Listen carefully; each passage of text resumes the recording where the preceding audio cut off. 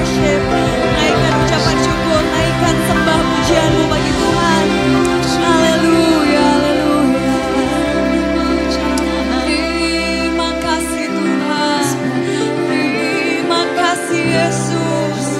Oh, kami tinggikan Kau, kami sembah, kami tinggikan Kau. Oh, Kau dimuliakan, Kau dimuliakan. Oh, kami tahu Kau hadir di tengah-tengah kami Tuhan. Ada hadirat-Mu yang menguatkan, hadirat-Mu yang memberi kekuatan Tuhan Yesus. Hadirat-Mu yang menjawab setiap permasalahan kami. Terima kasih Tuhan, terima kasih Tuhan. Oh, terima kasih Yesus. Kau baik, Kau mulia. Oh, Kau mulia. Kami disegarkan Tuhan, kami disegarkan Tuhan. Haleluya. Oh Jesus, Jesus, how we long for more of You. How we long for more of You. Terima kasih Tuhan. Iman kami dibangkitkan Tuhan karena Engkau Allah yang luar biasa Tuhan Yesus. Kami tinggikan Kau sekali lagi di tempat ini Tuhan Yesus. Layaklah Raja segala Raja. Terima kasih Tuhan, terima kasih Tuhan. Haleluya, haleluya, haleluya.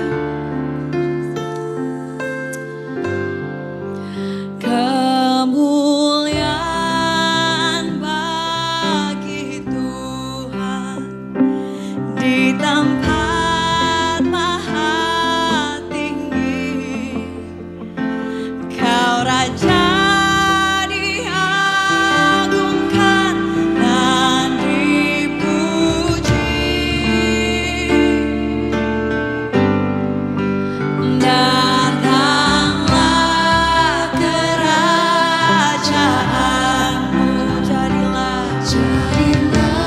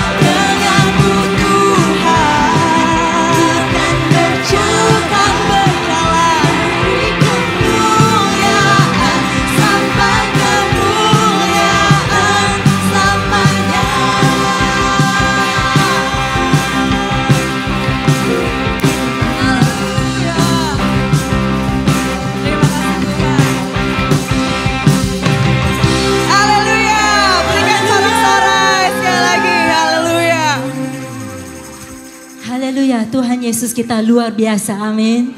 Sebelum duduk bisa melihat tak kanan kiri depan belakang, katakan Tuhan Yesus baik. Silakan duduk kembali dalam hadirat Tuhan. Mari kita memberi yang terbaik bagi Tuhan kita. Kita sudah memberi dalam pujian, penyembahan kita. Tapi Tuhan kita sedang menunggu kita memberi lebih lagi. Apapun yang kita miliki. Haleluya.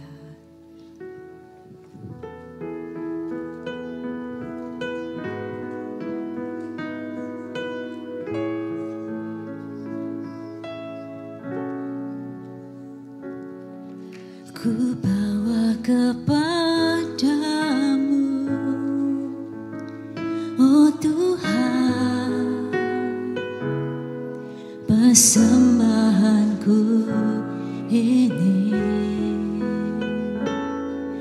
Ku ingin Engkau menerima korban syukurku melalui pujian.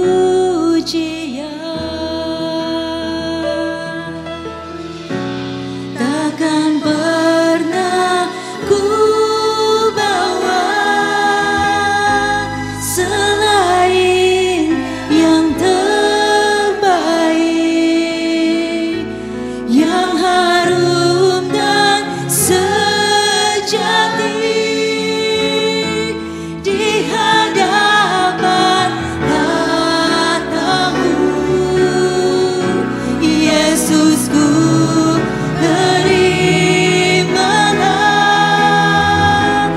korban syukurku ini yang mengalir di hatiku sebagai persembahan. Mari saya mengundang Bapak Ibu Saudara untuk bangkit berdiri, kita beri yang terbaik. Ku bawa kepadamu, ya Tuhan.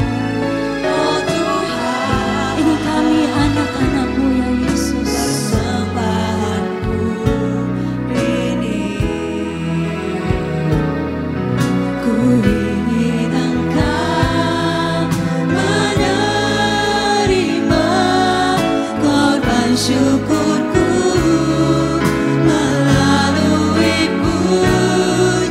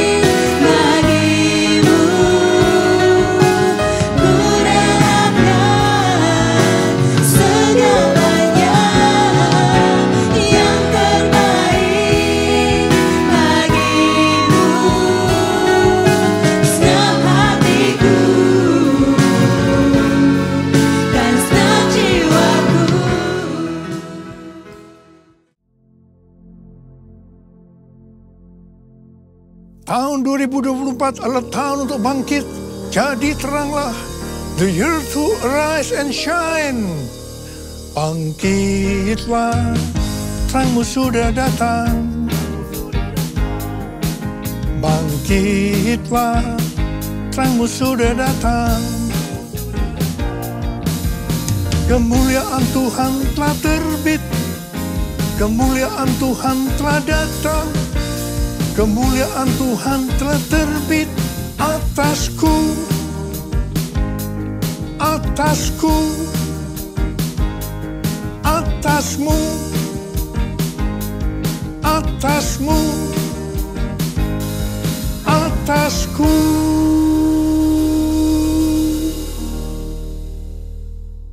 Menjadi terang itu artinya konsisten. Tidak kadang-kadang terang atau kadang-kadang gelap, tetapi harus terus-menerus menjadi terang. Karena itu seperti yang dituliskan dalam Imamat 6 ayat 12 dan 13, bahwa api di atas mezbah harus dijaga tetap menyala.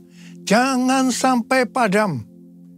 Api yang dijaga supaya tidak padam adalah yang pertama, api Roh Kudus. Yang kedua, api kasih. Dan yang ketiga, api doa, pujian, dan penyembahan. Supaya api tidak sampai padam, maka harus memperhatikan hal-hal sebagai berikut. Yang pertama, senantiasa dalam kondisi penuh Roh Kudus. Yang kedua, harus dijaga dalam kondisi kasih yang semula. Dan yang ketiga, banyak sembahyang. Artinya, terus berada dalam hadirat Tuhan melalui doa, pujian, dan penyembahan. Dan taat terhadap perintah Tuhan. Hal yang kedua, menjadi terang artinya hidup berjaga-jaga. Seperti yang dituliskan dalam 1 Tesalonika 5 ayat 4-9. Bahwa kita adalah anak-anak terang dan anak-anak siang. Kita bukanlah orang-orang malam atau orang-orang kegelapan. Sebab itu, baiklah kita jangan tidur seperti orang-orang lain, tetapi berjaga-jaga dan sadar. Berbaju sirahkan iman dan kasih, dan berketopongkan pengharapan keselamatan. Karena Allah tidak menetapkan kita untuk ditimpa murka, tetapi untuk beroleh keselamatan melalui Tuhan kita, Yesus Kristus. Haleluya! Yang ketiga, menjadi terang artinya menjadi murid Tuhan Yesus. Judul perikop Matius 7, 12 sampai dengan 14 adalah jalan yang benar. Tuhan Yesus memberitahu kepada kita bagaimana masuk jalan yang benar. Matius 7 ayat 13 dan 14 berkata, masuklah melalui pintu yang sempit, karena lebarlah pintu dan luaslah jalan yang menuju kepada kebinasaan, dan banyak orang yang masuk melaluinya. Betapa sempitnya pintu dan sesaknya jalan yang menuju kepada kehidupan. Hanya sedikit orang yang mendapatinya. Hal yang sama juga ditulis dalam Lukas 13 ayat 23 dan 24. Seseorang berkata kepadanya, Tuhan, sedikit sajakah orang yang diselamatkan? Jawab Yesus kepada orang-orang di situ, berjuanglah untuk masuk melalui pintu yang sempit itu. Sebab aku berkata kepadamu, banyak orang akan berusaha untuk masuk, tetapi tidak akan dapat. Berbeda dengan pendapat beberapa pengkhotbah yang berkata bahwa diselamatkan merupakan hal yang paling mudah di dunia ini. Justru Tuhan Yesus mengajarkan bahwa kita tidak dapat mengharapkan mayoritas orang mengikutinya pada jalan yang menuju hidup, yaitu jalan yang benar tadi. Tuhan Yesus berkata, hanya sedikit orang yang diselamatkan. Hanya sedikit orang yang diselamatkan. Yang diselamatkan hanya orang-orang yang masuk melalui pintu pertobatan sejati dan menyangkal diri untuk mengikut Yesus serta benar-benar berusaha untuk mentaati perintahnya dan sungguh-sungguh mencari kerajaan Allah dan kebenarannya, serta bertahan sampai akhir dalam iman, kesucian, dan kasih sejati. Tuhan Yesus berkata bahwa kita harus berjuang untuk masuk melalui pintu yang sempit itu. Artinya sesuai dengan Filipi 2 ayat 12 yang berkata, karena itu tetaplah kerjakan keselamatanmu dengan takut dan gentar. Di sini tidak berlaku apa yang banyak didengungkan, bahwa sekali selamat tetap selamat. Memang keselamatan itu kita dapatkan karena kasih karunia Tuhan, bukan karena perbuatan baik kita. Ini harus kita responi dengan iman. Dalam mengerjakan keselamatan itu harus dengan takut dan gentar, berusaha sungguh-sungguh. Sekali lagi, ini bukan dengan kekuatan kita, tetapi dengan kuasa Roh Kudus. Karena kita mau dengan sungguh-sungguh untuk berjalan di jalan yang benar tadi. Menjadi murid Tuhan Yesus adalah mereka yang berjuang untuk masuk melalui pintu yang sempit itu. Tugas utama kita sebagai orang percaya adalah menyelesaikan amanat agung yang menjadikan semua bangsa sebagai murid Tuhan Yesus. Hanya murid yang bisa memuridkan. Karena itu kita harus menjadi murid Tuhan Yesus. Hanya murid yang masuk surga. Sekali lagi saya mau katakan, hanya murid yang masuk surga. Jesus, I believe in you. Jesus, I belong to you. You're the reason that I live, the reason that I sing. Jesus, I believe in you. Jesus, I belong to you. You're the reason that I live, the reason that I sing.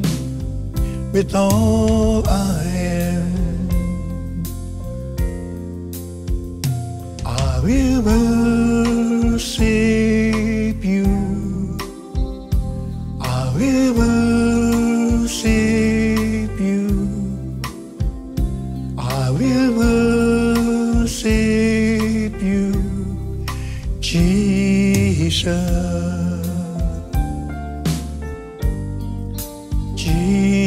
Jesus.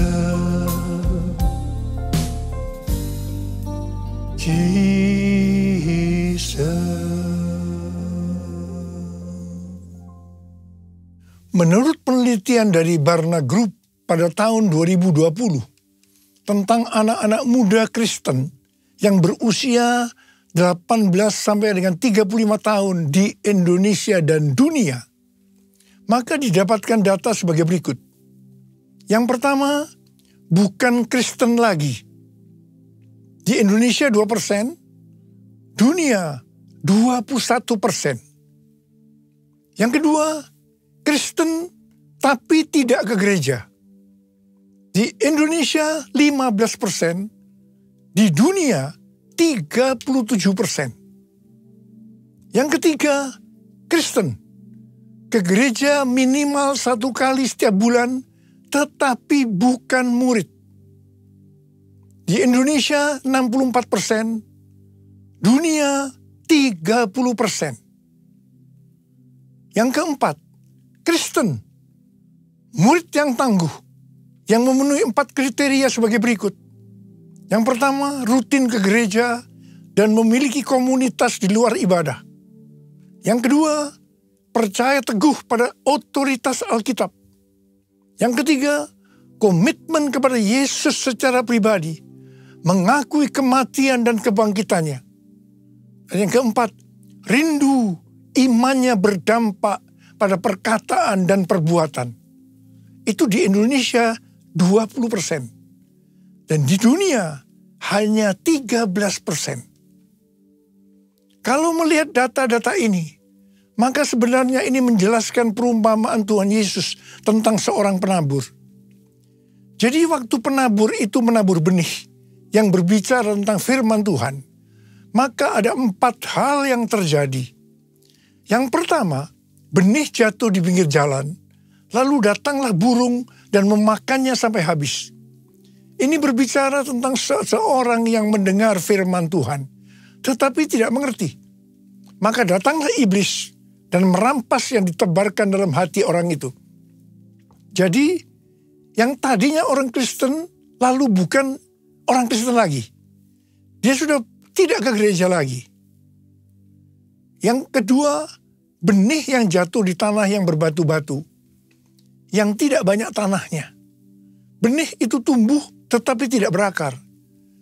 Waktu matahari bersinar, maka tanaman itu layu dan menjadi kering.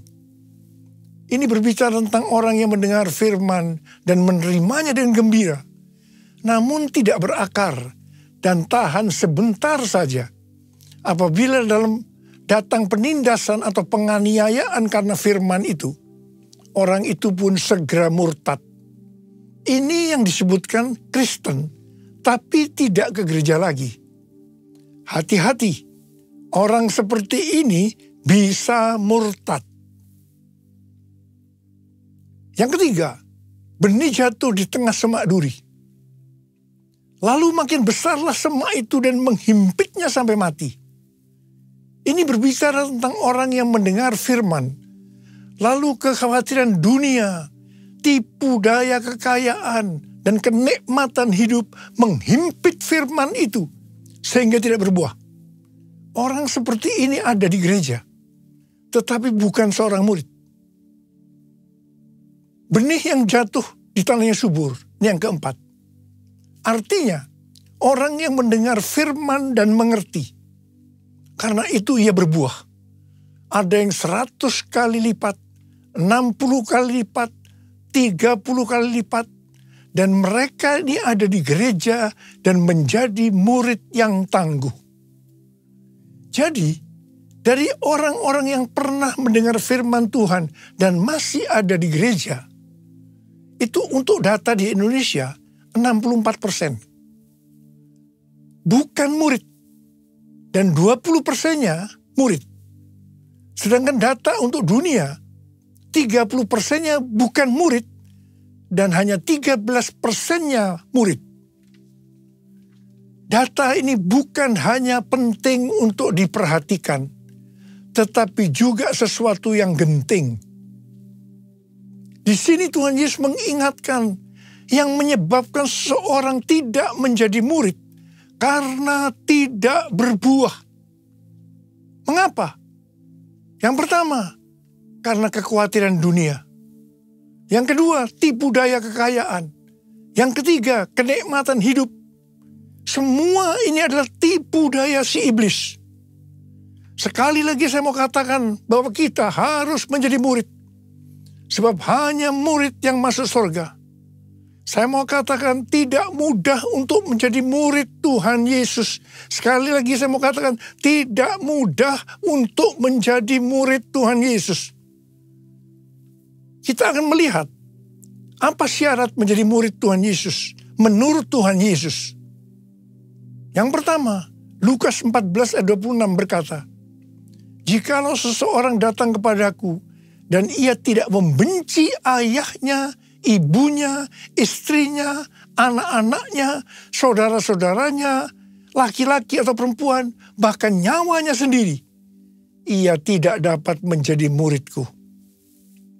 Menurut Alkitab penuntun hidup berkelimpahan, membenci di sini berarti kurang mengasihi. Jadi kita harus kurang mengasihi siapa saja termasuk nyawa kita dibandingkan kita mengasihi Tuhan Yesus. Jadi nomor 1, kita harus mengasihi Tuhan Yesus.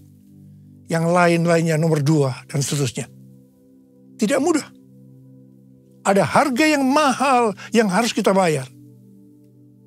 Yang kedua, Lukas 14 ayat 27. Tuhan Yesus berkata, siapa saja yang tidak memikul salibnya dan mengikut aku, ia tidak dapat menjadi muridku.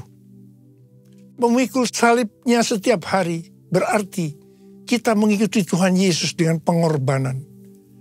Pilihan antara menyangkal diri atau hidup menurut keinginan kita yang mementingkan diri sendiri harus dibuat setiap hari. Pilihan itu yang akan menentukan nasib akhir kita. Kita harus jadi tenang dengan memikul salib. Hal yang ketiga, Lukas 14 ayat 33. Tuhan Yesus berkata, demikian pula lah tiap-tiap orang di antara kamu yang tidak melepaskan dirinya dari segala miliknya tidak dapat menjadi muridku. Harga untuk menjadi murid sejati adalah mengorbankan semua hubungan dan harta milik, yaitu segala sesuatu yang kita miliki.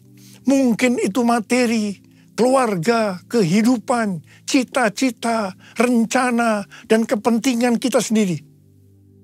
Ini tidak berarti bahwa kita harus membuang semua yang kita miliki. Tetapi segala yang kita miliki harus diserahkan untuk melayani Dia. Dan kita berada di bawah tuntunannya. Menjadi seperti Kau, Yesus. Menjadi seperti Kau, Yesus. Menjadi sempurna dalam seluruh hidupku. Menjadi seperti Kau, Yesus. Menjadi seperti Kau, Yesus. Menjadi sempurna dalam seluruh hidupku. Dalam seluruh hidupku. Menjadi terang itu artinya kita harus menjadi terang dunia. Sesuai dengan Matius 5 ayat 14 sampai dengan 16. Maka kita adalah terang dunia. Hendaknya terang kita bercahaya di depan semua orang. Supaya mereka melihat perbuatan kita yang baik. Dan memuliakan Bapa kita yang di sorga. Kalau mau menjadi terang, maka kita harus hidup berintegritas. Apa yang kita perkatakan, itu juga yang kita lakukan. Bukan rahasia lagi bahwa cukup banyak pendeta yang takut untuk memberikan pelajaran tentang kebenaran memberi persembahan uang dalam kemurahan hati. Saya tidak tahu alasannya mengapa takut. Tetapi akibatnya, baik pendeta itu maupun jemaatnya gagal untuk menerima berkat yang terbaik yang Tuhan sediakan. Sudah lebih dari 13 tahun, Tuhan berbicara kepada kita tentang persembahan sulung. Dari Amsal 3 ayat 9 dan 10 yang berkata, muliakanlah Tuhan dengan hartamu, dan dengan hasil pertama dari segala penghasilanmu. Maka lumbung-lumbungmu akan diisi penuh sampai melimpah-limpah. Dan bejana pemerahanmu akan meluap dengan air buah anggurnya. Sesuai dengan referensi dari catatan Amsal 3 ayat 9 dan 10 dari The Apologetic Study Bible. Dan catatan Alkitab Penuntun Hidup Berkelimpahan dari Life Application Study Bible, yaitu versi Injili. Maka yang dimaksudkan dengan persembahan sulung adalah hasil pertama yang merupakan hasil terbaik secara kualitas maupun kuantitas. Hasil pertama dari penghasilan atau gaji kita, bukan sisa-sisa. Persembahan sulung untuk tahun 2024 adalah seluruh penghasilan yang didapatkan pada bulan Januari 2024 yang diberikan pada bulan Februari 2024. Dalam Markus 12 ayat 41 sampai dengan 44, Tuhan Yesus sendiri yang menyinggung tentang memberikan persembahan dari seluruh penghasilan seorang janda miskin. Pada suatu kali Yesus duduk menghadapi peti persembahan dan memperhatikan bagaimana orang memasukkan uang ke dalam peti itu. Banyak orang kaya memasukkan dalam jumlah yang besar. Lalu datanglah seorang janda yang miskin dan ia memasukkan 2 uang tembaga, yaitu uang receh terkecil. Yesus memanggil murid-muridnya dan berkata kepada mereka, "Sesungguhnya aku berkata kepadamu, janda miskin ini memberi lebih banyak daripada semua orang yang memasukkan uang ke dalam peti persembahan. Sebab mereka semua memberi dari kelimpahannya. Tetapi janda ini memberi dari kekurangannya. Semua yang dimilikinya, yaitu seluruh nafkahnya."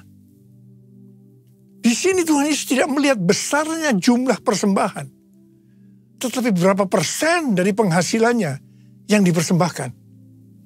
Meskipun jumlah persembahan janda miskin ini relatif kecil dibandingkan orang kaya tadi, tetapi Tuhan Yesus berkata bahwa janda miskin ini memberikan lebih banyak dibandingkan semua orang kaya tadi. Mengapa? Karena persembahan yang diberikan janda miskin itu adalah seluruh nafkahnya, yaitu seluruh yang dia miliki.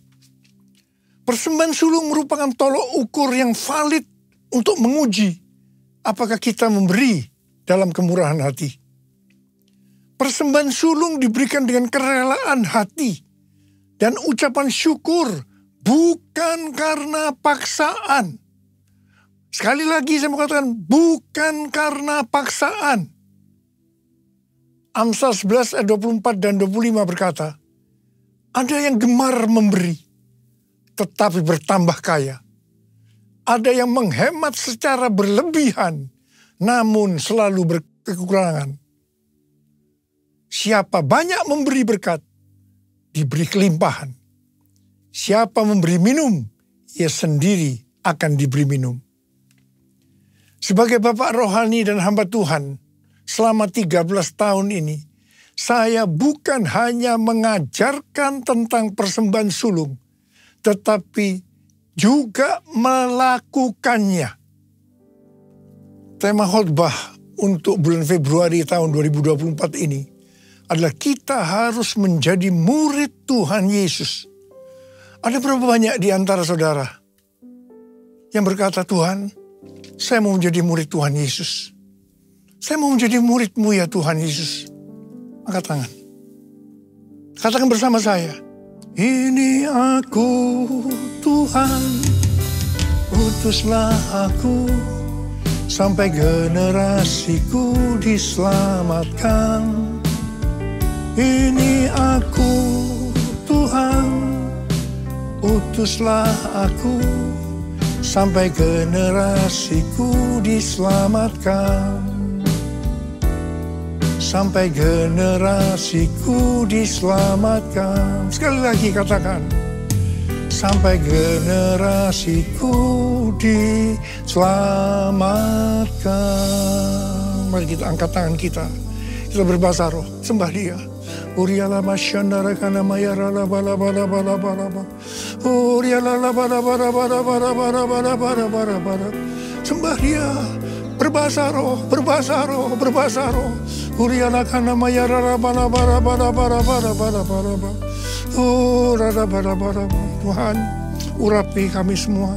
Urapi Tuhan anak-anak-Mu yang sudah mengangkat tangan mereka. Mereka berjanji saat ini Tuhan, kami mau menjadi murid Tuhan Yesus. Kami mau menjadi murid Tuhan Yesus. Terima pengurapan Tuhan, terima. Terima kasih Tuhan, terima kasih. Dalam nama Yesus, amin.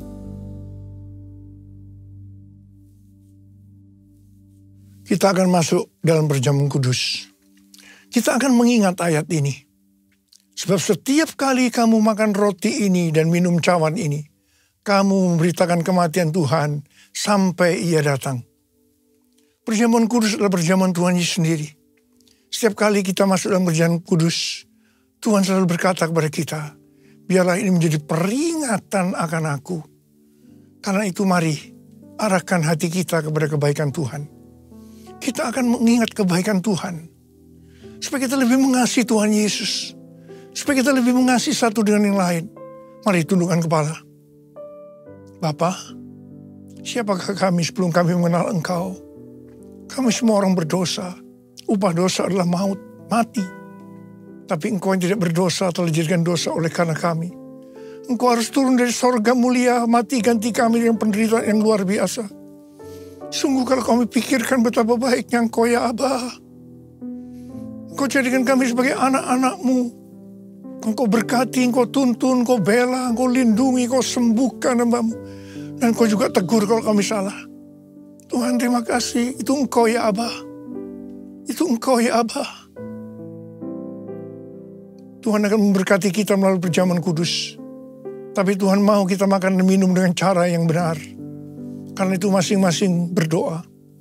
Introspeksi. Lihat keadaan dirimu masing-masing. Jangan menyimpan dosa. Kalau ada dosa langsung minta ampun sama Tuhan. Minta ampun. Supaya diberkati. Supaya diberkati. Ampuni saya Tuhan. Ampuni, ampuni, ampuni.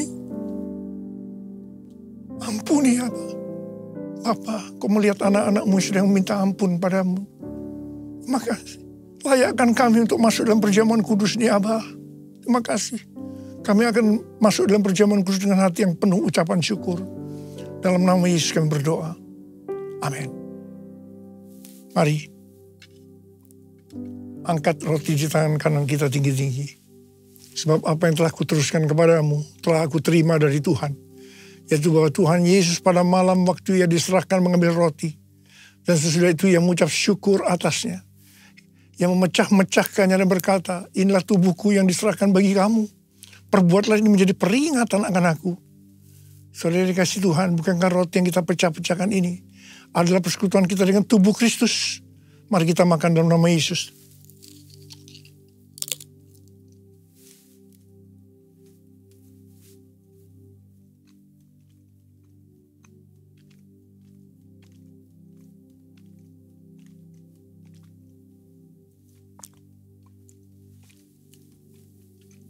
Angkat cawan di tangan kanan kita tinggi-tinggi. Demikian juga yang mengambil cawan sesudah makan lalu berkata, cawan ini adalah perjanjian baru yang dimeterkan oleh darahku. Perbuatlah ini setiap kali kamu meminumnya menjadi peringatan akan aku. Saudara kasih Tuhan, bukankah cawan pengucapan syukur yang atasnya kita ucapkan syukur adalah persekutuan kita dengan darah Yesus. Mari kita minum dalam nama Yesus.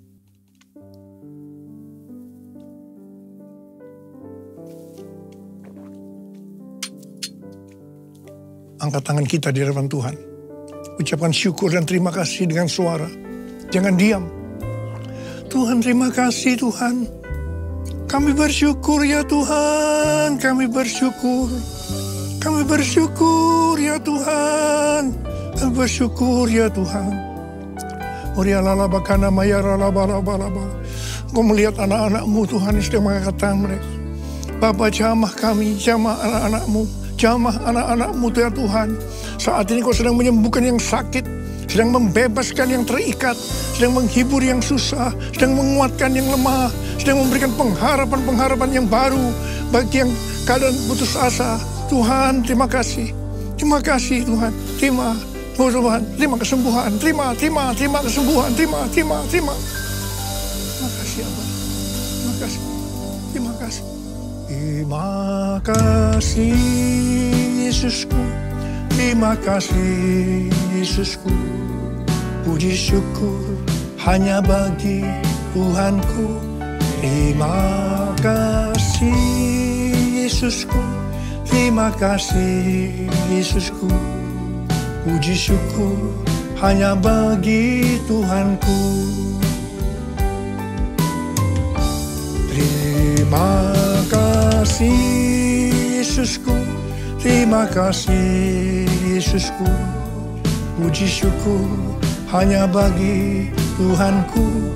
Terima kasih Yesusku, terima kasih Yesusku. Puji syukur hanya bagi Tuhanku. Puji syukur hanya bagi Tuhanku.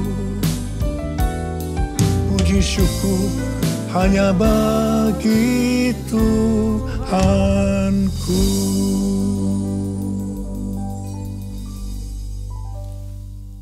Terimalah berkat Tuhan. Kasih karunia berlimpah-limpah daripada Allah Bapa di dalam Anak yang tunggal Yesus Kristus. Persekutuan yang manis dengan Roh Kudus menyertai kita semua mulai hari ini. Sampai Tuhan Yesus datang menjemput kita di awan-awan dan bahkan sampai selama-lamanya. Yang percaya bersama-sama katakan, amin.